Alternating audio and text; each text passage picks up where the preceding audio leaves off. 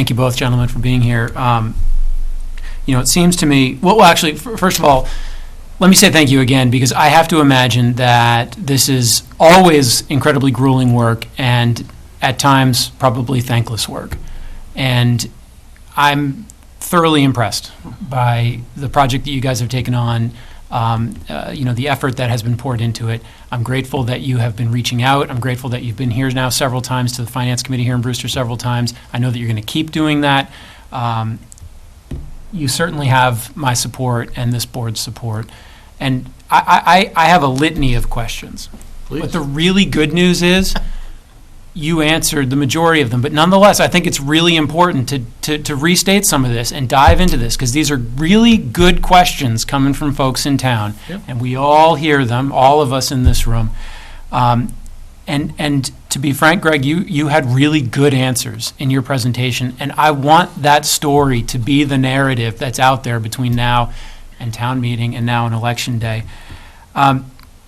My first question had to do, you talked about 13 projects out of 80 had been funded, and my first question when you said that is, have we already crossed that threshold? I understand that maybe those numbers aren't for projects that are on today's table, but you answered that. So on February 13th, Boston will decide whether or not the Nauset project is going to be eligible for the $36.5 million. So that'll be obviously a momentous day. The next really good question that we all hear a lot has to do with the enrollment, right? How many students are we building this school for? You guys quote 905, and folks have a legitimate point about district students versus choice students. And while my heart and my mind go straight to your argument, John, that I think that the enrollment that we have at that school right now is a big part of what makes it the successful institution that it is. But even short of that mode of thinking, our design professionals have opined that to go from 900 to 700 saves $6 million, or what, about 4.25% off the project. Yeah. In my mind, that puts that conversation to bed for me. So another big question I had is what happens if the vote fails at any level? And Greg, you went into the details there, and I really see there's two options for this project getting done.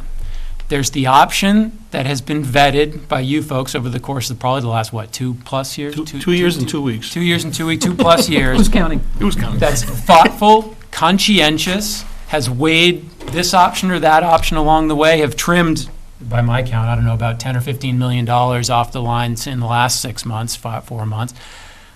Or there's the path. By the way, and this path is the one that potentially has $36.5 million of state money coming back to fund it. Or there's the path of the boiler fails at any point after a vote fails this spring.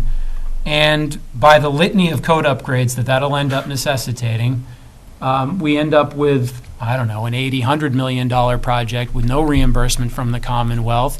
And also, by the way, not with the end product that what you're bringing to us guarantees.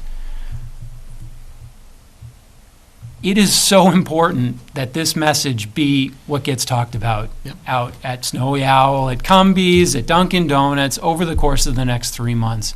And I'm just grateful that you guys are here to help spread that word. Thank you. Because it runs directly contrary, point by point, to the negative news that is being spread in other conversations going on around town. So I want voters to listen to this meeting. I want voters, if you are interested in this project, go watch last week's FinCom meeting, last week of January, on Wednesday.